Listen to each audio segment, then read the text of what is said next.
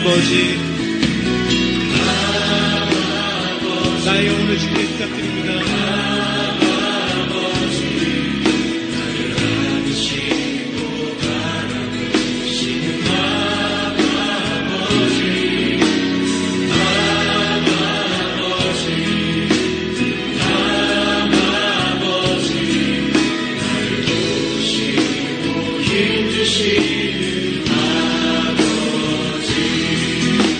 내 맘을 고치시고 주는 내 맘을 고치시고 아멘.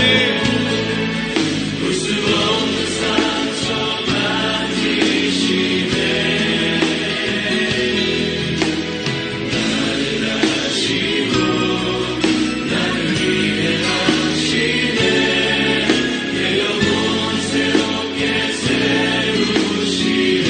주는 내 맘을 고치시고 내 맘을 고치시고 볼 수 없는 상처 만지시네.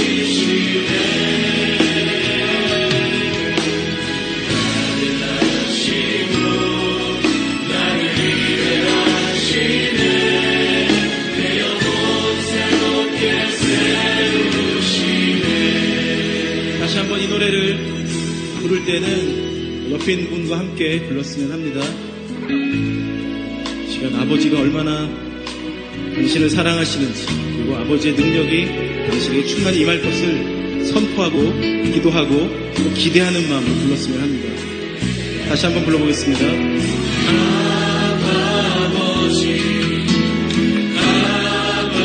아버지, 너를 안으시고 바라보시는 자리에서도 함께 일어납니다. 아버지, 너를 도우시고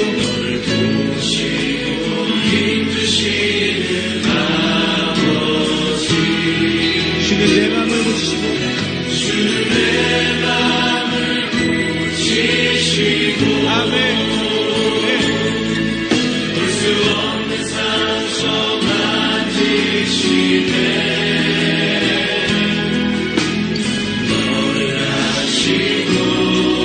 너를 위해 하시네.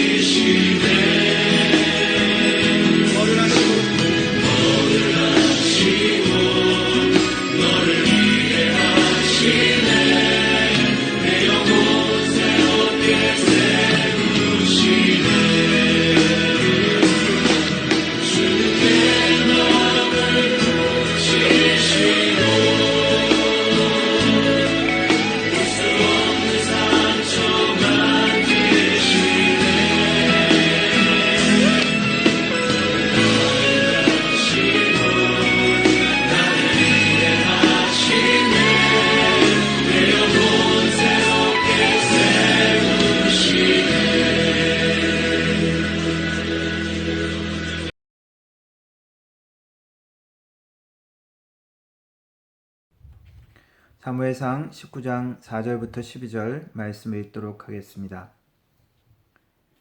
요나단이 그의 아버지 사울에게 다윗을 칭찬하여 이르되 원하건대 왕은 신하 다윗에게 범죄하지 마옵소서. 그는 왕께 득죄하지 아니하였고 그가 왕께 행한 일은 심히 선함이니이다. 그가 자기 생명을 아끼지 아니하고 블레셋 사람을 죽였고 여호와께서는 온 이스라엘을 위하여 큰 구원을 이루셨으므로 왕이 이를 보고 기뻐하셨거늘 어찌 까닭없이 다윗을 죽여 무지한 피를 흘려 범죄하려 하시나이까. 사울이 요나단의 말을 듣고 맹세하되 여호와께서 살아계심을 두고 맹세하거니와 그가 죽임을 당하지 아니하리라. 요나단이 다윗을 불러 그 모든 일을 그에게 알리고 요나단이 그를 사울에게로 인도하니 그가 사울 앞에 전과 같이 있었더라. 전쟁이 다시 있으므로 다윗이 나가서 블레셋 사람들과 싸워 그들을 크게 쳐 죽이매 그들이 그 앞에서 도망하니라. 사울이 손에 단창을 가지고 그의 집에 앉았을 때 여호와께서 부르시는 악령이 사울에게 접하였으므로 다윗이 손으로 수금을 탈 때에 사울이 단창으로 다윗을 벽에 박으려 하였으나 그는 사울의 앞을 피하고 사울의 창은 벽에 박힌지라. 다윗이 그 밤에 도피하매 사울이 전령들을 다윗의 집에 보내어 그를 지키다가 아침에 그를 죽이게 하려 한지라. 다윗의 아내 미갈이 다윗에게 말하여 이르되 당신이 이 밤에 당신의 생명을 구하지 아니하면 내일에는 죽임을 당하리라 하고 미갈이 다윗을 창으로 달아내리매 그가 피하여 도망하니라. 아멘.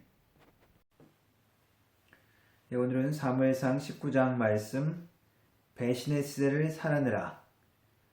결국 성공하는 비결 5번째 사무엘상 말씀 전하도록 하겠습니다. 사무엘상 후반부는 다윗이 주인공으로 그리고 악당 사울 왕에게 쫓기는 이야기가 진행되어집니다. 많은 어려움 끝에 결국 사울 왕은 비참한 처우를 맞게 되면서 사무엘상 내용은 마무리가 되어집니다. 사무엘상하를 전체를 거쳐서 우리에게 주고자 하는 주요 메시지는 위대했던 골리앗을 쓰러뜨린 그 승리의 순간이나 혹은 마침내 다윗이 이스라엘 왕으로 등극하게 되는 그러한 이야기가 아닙니다. 오히려 하나님께서 다윗을 하나님의 사람으로 만들어가는 과정, 그것이 우리에게 보여주는 이야기입니다. 골리앗을 쓰러뜨린 사건, 그것은 큰 승리의 사건이었지만 그것으로 다윗이 영광을 누리는 것이 아니라 하나님께서 준비하신 또 다른 훈련의 과정, 광야의 학교를 시작하는 내용이라고도 할 수 있습니다. 그 광야의 학교의 첫 번째 과목 중에 하나는 바로 배신을 경험하는 것이었습니다. 자신의 후원자이고 자신의 장인이었던 사울 왕에게 쫓겨서 도망다니면서 10년을 보냈던 그 배신의 경험의 이야기, 그것을 우리가 살펴보기를 원합니다. 많은 성공한 사람, 성공한 인물들, 우리는 그 성공의 화려함 가운데 그 사람이 겪어야 했던 많은 어두운 일들을 우리는 잊어버리는 경우가 많이 있습니다.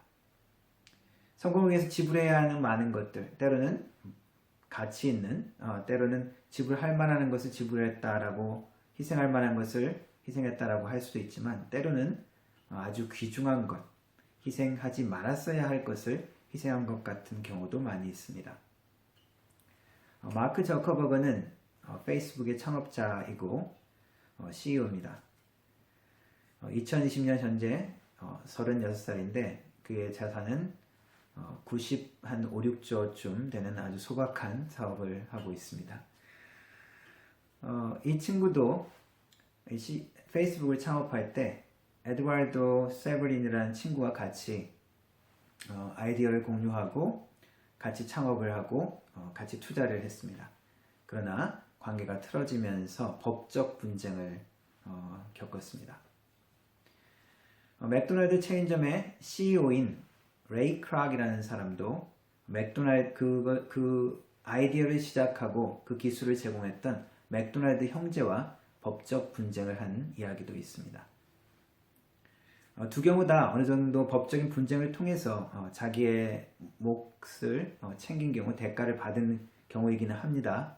하지만 함께 같이 했던 신뢰를 가지고 같이 출발했다가 관계가 틀어지면서 깊은 배신감을 경험한 이야기이기도 합니다. 노력과 투자가 도둑맞았고 내 기술과 아이디어가 착취당했다라고 생각을 했기 때문입니다. 다윗은 자신이 하나님께 기름을 부음 받은 자인 것을 알고 있었습니다. 처음에는 거절했지만 사울 왕의 사위가 되는 것, 그것을 나중에 받아들였습니다. 사울 왕의 측근이 되는 것, 그리고 그것은 어떻게 보면 사울 왕을 이어서 합법적인 그리고 좀 쉬운 방법으로 왕이 될 수 있는, 혹은 하나님께서 준비한 기회가 될 수도 있지 않을까라고 생각했을지 모르겠습니다.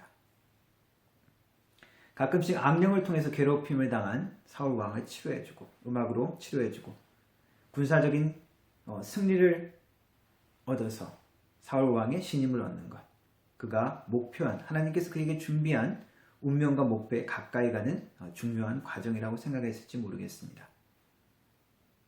그러나 다윗의 신뢰와 이러한 예상은 배신당합니다. 사울은 골리앗을 쓰러뜨리고 그리고 골리앗의 목을 쳐서 자기에게 가져온 다윗 소년을 보고 놀랐을 것입니다. 소년이었지만 피를 보는 것을 두려워하지 않는 아주 담대한 친구였죠. 하프를 타면서 사울의 악령을 물러가게 했을 때의 이미지와는 좀 다른 것을 느꼈을 것입니다. 사울은 다윗을 시기했고 그리고 두려움을 느꼈습니다. 그 두려움은 나라를 전쟁 영웅으로 나라를 구한 이 소년이 자신을 처단하고 왕권을 차지할 수 있다는 것이죠. 배신당할 두려움 속에서 사울은 먼저 다윗을 배신하기로 결정한 것입니다.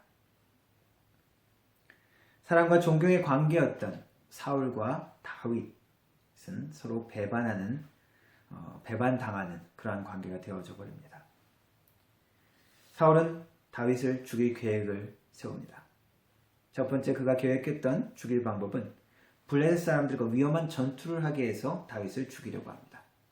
그래서 자기의 딸을 결혼시킬 명목으로 블레셋 사람의 양피를 100개를 가져오라. 그것을 결혼 지참금으로 하겠다라고 요구를 합니다. 첫 번째 사울의 사위가 될 것을 첫 번째는 제안을 거절했지만 두 번째 미갈이 다윗을 사랑하는 것을 알았기 때문에 미갈을 아내로 제안할 때는 다윗이 받아들였습니다. 그러나 이 모든 것을 통해서 사울은 다윗을 죽기를 바랬지만 다윗은 죽기는커녕 블레셋 사람 200명을 죽이고 그들의 시체에서 양피를 배웁니다. 성경에 많은 이야기가 사실 영화로 만든다면 아주 잔인한 등급 R을 받을 그런 내용들이 많이 있죠. 사실 이러한 방법은 자기의 부하를 죽게 하는 이러한 방법은 10년이 지난 후에 다윗이 그대로 사실은 써먹었죠. 자신의 충성스러웠던 부하 우리아를 위험한 전쟁터에 보내 죽게 만든 일이죠. 사울의 왕 요나단은 다윗을 사랑했습니다. 그래서 요나단의 중재로 다윗을 다시 사울에게 불러들입니다. 사울은 잠시 동안 요나단의 중재로 다윗을 죽이려고 하는 생각을 접습니다. 그런데 다시 그가 죽이려고 창을 듭니다. 악령이 그에게 들어서 수금을 타주고 있을 때 사울은 창을 들어 다윗에게 던집니다. 그때 다른 신하들은 다윗에게 어떤 이야기를 했을까요? 지금 왕이 지금 제정신이 아니어서 실수를 했으니 네가 이해해라 라고 했을까요? 아니면 사울 왕이 지금 아프니까 네가 알아서 조심을 해라 그랬을 수도 있을 것 같습니다.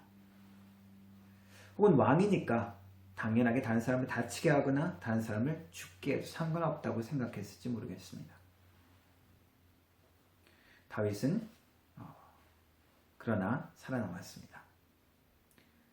그래서 사울은 또 한 번 다윗을 죽이려고 다윗의 집에 자객을 보내어 암살하게 합니다. 그러나 미갈이 그 딸 미갈이 그것을 알아차리고 다윗을 창을 넘어서 탈출하게 합니다. 그로부터 다윗은 사울에게 쫓기면서 도망자로서의 10년 방랑 생활을 하게 되어집니다. 우리도 살면서 크고 작은 배신을 겪습니다. 크게 사기를 당하거나 혹은 사업을 같이 하면서 배신을 당하는 경우가 있습니다. 배우자나 친한 친구에게 그러한 경험을 하게 되면 이것은 더 큰 고통과 아픔을 우리에게 주죠. 작게는 내가 어떤 사람에게 베푼 사랑이나 신뢰가 배반당하고 무시당하는 경우도 있습니다.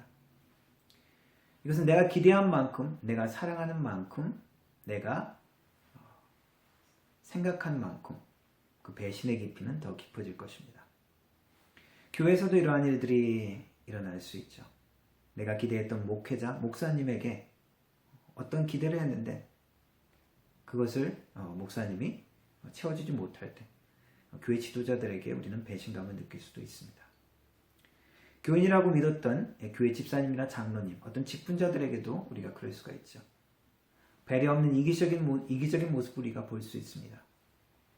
비겁한 변명이나 부정직한 모습 가운데 우리가 실망할 수 있고 배려 없이 그야말로 성질대로 감정대로 험한 말을 내뱉는 것을 우리가 본다면 우리의 마음에 깊은 상처 그리고 배신감도 가질 수 있을 것입니다.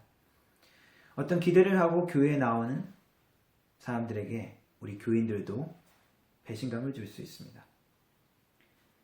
교회에 나가면서 기대했던 따뜻한 관심과 사랑 그것을 받지 못한다면 배신감을 느낄 수 있겠죠. 믿었던 친구에게 그에게만 한 이야기가 모든 사람에게 퍼졌을 때 우리는 역시 배신감을 느끼고 고통스러워할 수 있습니다. 이 모든 상황 속에서 우리는 어떻게 해야 할까요? 배신의 시대를 살 수밖에 없는 우리에게 주시는 하나님의 교훈은 무엇입니까? 첫 번째는 심판은 하나님이 하신다는 것입니다. 자신을 죽이려고 하는 사울의 의도가 점점 분명해지고 확실해졌을 때 다윗이 행할 수 있었던 것은 무엇일까요? 그 배반당했을 때 다윗이 행할 수 있었던 것은 분명히 사울의 두려움과 걱정처럼 사울을 대적하고 왕권을 차지하려고 할 수도 있었을 것입니다. 그가 창을 던졌을 때 그 창을 빼서 마주 던지면서 정당방위라고 외치고 미치고 악한 왕에게 용감히 대항했다라고 이야기할 수도 있었을 것입니다. 마침 다윗을 지지하는 사람도 있었고 그의 인기는 이스라엘에게 아주 높았습니다. 그도 또한 분명 사무엘 선지자에게 기름 부음 받은 자였기 때문에 그의 주장은 정당할 수 있었습니다. 자신의 구원자여야 할 사울왕 그리고 충성스러운 신하의 그 충성을 배신한 미친 왕 사울은 제거할 수 있을지도 모르겠습니다. 그러나 이 모든 상황 가운데 다윗은 끊임없이 하나님께서 내가 아니라 하나님께서 심판자가 되어주시기를 기도합니다. 시편 59편은 이러한 설명이 있습니다. 사울이 사람을 보내어 다윗을 죽이려고 그 집을 지킨 때라는 설명이 있습니다. 다윗은 이렇게 기도하는 내용이 있습니다. 하나님의 보호와 심판을 간구하면서 주님은 만군의 하나님 여호와 이스라엘의 하나님이시오니 일어나 모든 나라들을 벌하소서 악을 행하는 모든 자들에게 은혜를 베풀지 마소서. 세상의 왕들을 심판할 분 그 모든 것들의 권위의 위에 선 분이 하나님이라는 것이죠. 사울 왕도 하나님께서 심판해 달라는 것입니다. 복수는 나의 것이 아니라 하나님의 것입니다. 내가 보기에 상대가 분명히 잘못했고 배신했고 악한 일을 저질렀다고 생각이 들 수 있습니다. 그러나 내가 하나님의 자리에서 판단하고 그들을 심판하려 해서는 안 된다는 것입니다. 마땅한 절차와 정당한 방법, 즉 하나님의 규례와 율례를 따라야 한다는 것입니다. 우리가 영화 같은 것을 보면 우리 악당은 항상 비겁하죠. 뒤에서 공격하고 어떤 무기를 가지고 공격하고, 그런데 주인공은 어떻습니까? 악당이라도 그들이 무기를 안 가지면 나도 무기를 내려놓고 싸우죠. 악을 악으로 갚는 것이 아닙니다. 하나님께서 우리에게 원하시는 것도 마찬가지인 것입니다. 잘못을, 악한 것을 그냥 눈 감으라고 하는 것이 아니라 하나님의 방법이 아닌 인간적인 방법으로 하지 말라는 것입니다. 내 기분 나쁜 대로, 내가 화나고 내 분노대로, 상대방의 감정이나 상대방의 자존심은 생각도 하지 않고 상대방이 잘못했으니까 라고 하는 식으로 대하지 말라는 것입니다. 우리가 하나님처럼 심판자가 아니라는 사실을 잊지 말아야 합니다. 심판의 일을 내가 보복할 수 있는 것을 포기하고 내려놓고 하나님께 맡겨드리기를 원하십니다. 내가 창을 집어들어 사울을 향해 마주 던진다면, 다윗이 그랬다면 10년쯤 지나서 다윗은 사울의 자리에서 더 많은 사람에게 더 창을 잘 던지고 있을지 몰랐습니다. 배신을 경험하는 우리의 삶 가운데 하나님께서 또한 말씀하시는 것은 나도 배신자가 될 수 있다는 것을 기억하라는 것입니다. 성공하기를 원하는 우리 모두는 사실 잠재적인 배신자일 수 있습니다. 그냥 평소에 그냥 평화로운 때 같으면 아무 변화가 없겠지만, 그냥 같이 사이좋게 일하는 동료일지라도 어떤 회사에 승진이나 해고의 바람이 분다면 내가 살기 위해서, 내가 손해를 보지 않기 위해서 어제까지는 잘 지냈던 동료, 그리고 공정한 마음으로 대했던 동료가 내가 살기 위해서 내가 윗사람에게 아부할 수도 있고, 그리고 그 친구에 대해서 험담을 하고 싶은 유혹에 빠질 수가 있습니다. 우리의 환경이 변화되면 우리의 모습은 어떤 식의 유혹에 빠질지 모릅니다. 평소 아내에게 충실했던 남편이 출장 가서 불륜을 더 저지르기 쉬운 이야기가 되기도 합니다. 상황이 변하면 사람도 변하고 유혹받을 수 있습니다.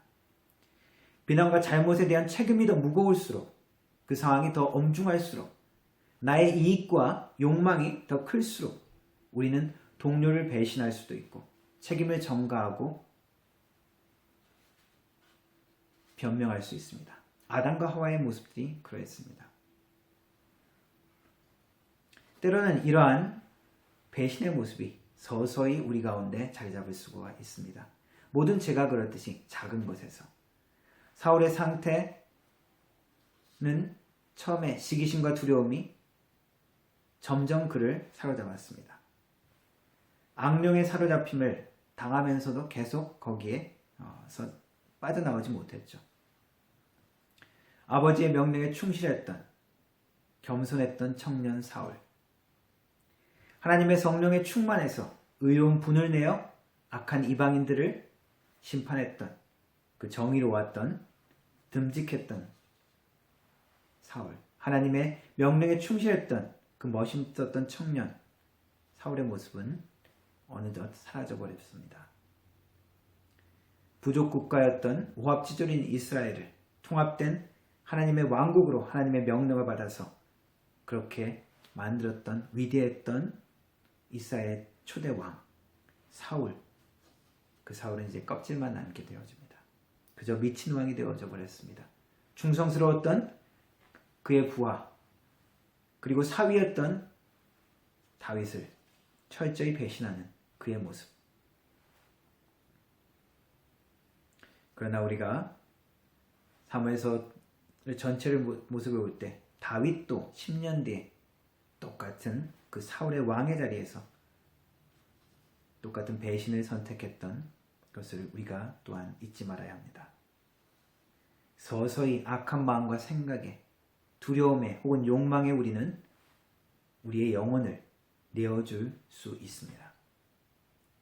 인간은 사람은 사랑할 대상이지 신뢰의 대상이 아니다라고 우리가 많이 이야기하죠. 그 말은 먼저 우리에게 적용해야 합니다. 예수님도 우리를 사랑하셨지만 신뢰하고 자신을 사람에게 맡기지 않으셨습니다. 우리의 연약함을 아시기 때문입니다. 그러나 우리가 기억해야 할 것은 결코 배신의 방법으로 우리가 배신을 통해서 우리의 욕망과 우리의 두려움을 해결할 수 있을 것 같지만 그렇지 않다는 것입니다. 배신의 방법으로는 하나님의 보호하심도 우리가 놓칠 수 있고 하나님이 우리에게 계획하신 축복과 성공도 이룰 수 없다는 것입니다. 하나님의 방법을 포기하고 현재의 욕망과 두려움에 사로잡혀 사는 행동, 인간 사회의 모든 교훈이 그렇듯이 결국 그런 사람들의 끝이 좋지 못하는 것을 역사를 통해서도 우리는 볼 수 있습니다. 자기 왕을 배반하고 그 왕을 다른 적국에게 투항하거나 배신했던 사람들은 결국 또 다시 배신을 하거나 적들에게 또한 그 신뢰를 받지 못하는 경우가 많이 있습니다. 우리가 이러한 모든 이야기를 통해서 하나님이 우리에게 또한 가르쳐 주시는 것은 배신당함을 통해서도 하나님은 우리와 함께 하신다는 것입니다. 배신당하지 않기 위해서 사람들을 믿지 않아야 할까? 나도 배신할 수 있으니까. 그것이 하나님이 우리에게 원하시는 것이 아닙니다. 여전히 우리는 사랑과 신뢰 그리고 존경을 주어야 합니다. 그렇게 하라는 것입니다. 왜냐하면 하나님께서 심판자가 되시고 하나님께서 우리의 또한 보호자 되신다는 약속 때문입니다.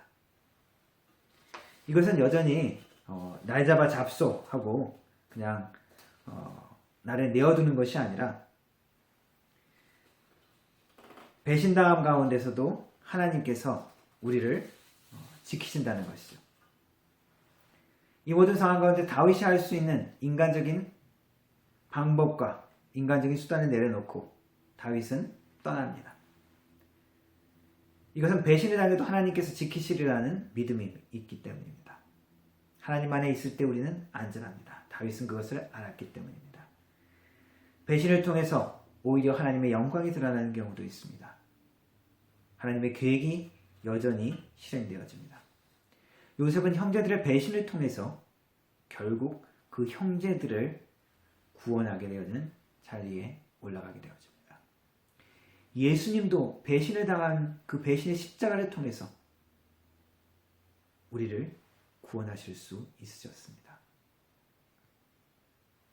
고통스러운 경험이지만 우리는 그것을 통해서 더 배우고 성숙해질 수 있습니다. 우리는 편안한 얼굴을 하지만 우리 모두 다 마음속에 배신에 쓰라린 경험을 어느 정도 갖고 있습니다.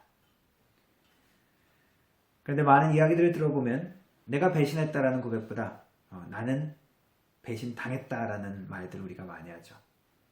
그 하소연이 더 많습니다.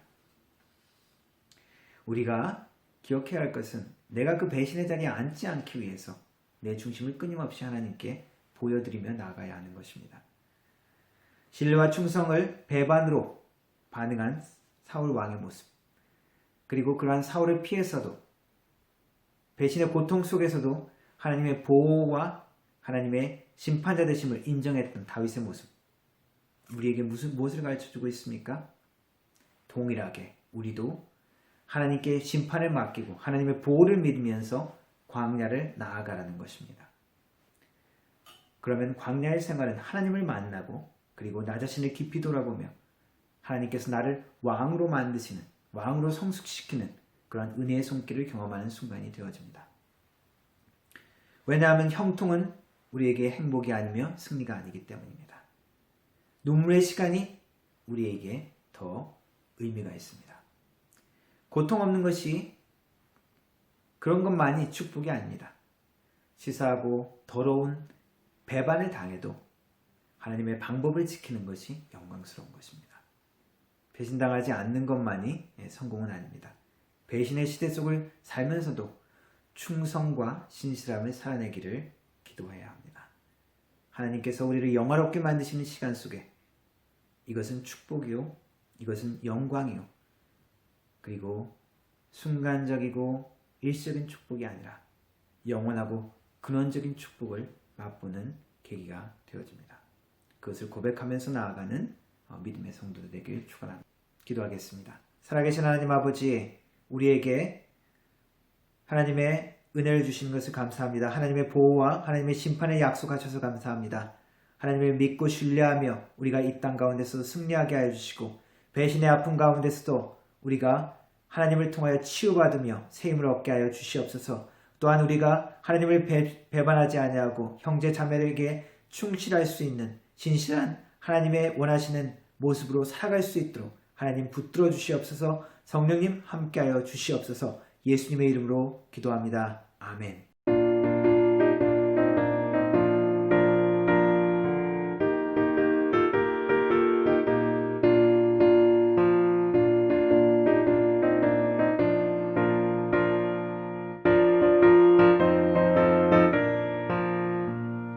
주님 약속하신 말씀 위에서 영원토록 주를 찬송하리라. 소리 높여 주께 영광 돌리며 약속 믿고 굳게 서리라. 굳게 서리. 영원하신 말씀 위에 굳게 서리. 말씀 그 말씀 위에 굳게 서리라. 주님 약속하신 말씀 위에서 세상 염려에게 엄습할 때에 용감하게 힘써 싸워 이기며 약속 믿고 굳게 서리라. 굳게 서리. 영원하신 말씀 위에 굳게 서리. 말씀 위에 서리. 그 말씀 위에 굳게 서리라.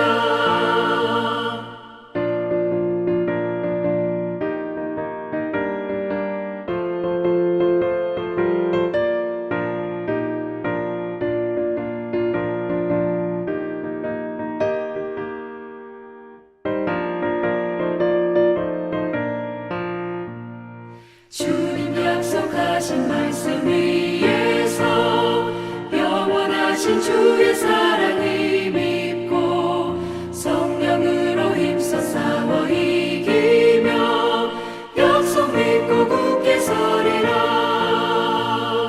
굳게 서리. 영원하신 말씀 위에 굳게 서리. 말씀 위에 서리.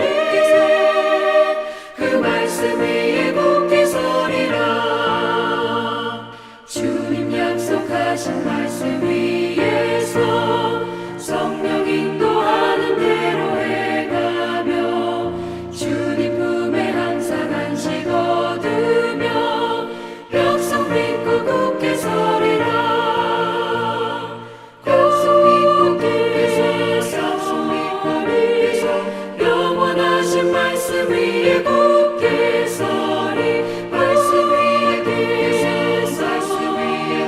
서. 그 말씀 위에 굳게 서리라.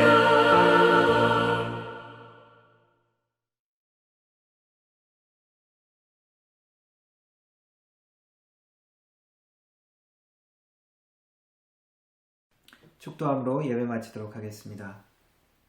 지금은 우리 주 예수 그리스도의 은혜와 성부 하나님의 놀라우신 사랑과 성령 하나님의 위로 교통 충만하신 은사가 우리의 어려움 속에서도 우리의 환난 가운데서도 하나님을 신뢰하며 하나님께 충성하며 또한 형제자매에게 충성하기를 다짐하는 모든 성도들 머리 위에, 그 가정과 직장과 일터 위에, 우리 교회 위에 영원 무궁토록 함께 하실지어다. 아멘. 주님과 함께 동행하며 승리하는 또 한 주 되시기를 바랍니다.